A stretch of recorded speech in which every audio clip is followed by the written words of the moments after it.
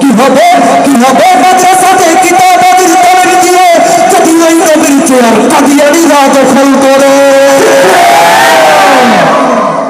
গতদিন এক জায়গায় যে কি জানি কিনা নাম, ওই জায়গায় যেখানে আসছিলাম আর কি চকবাজার, ওইখানেও শেষ ফিনিশিং একটা মেসেজ দিয়ে গেছিল।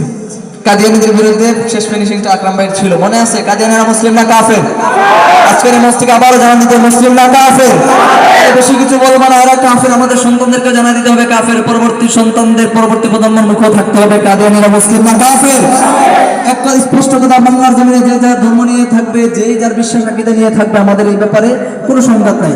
একটা জায়গায় সংঘাত, একজন মানুষ অমুসলিম বলল সে মুসলিম, মুসলমানরা কি এটা মেনে নিতে পারে?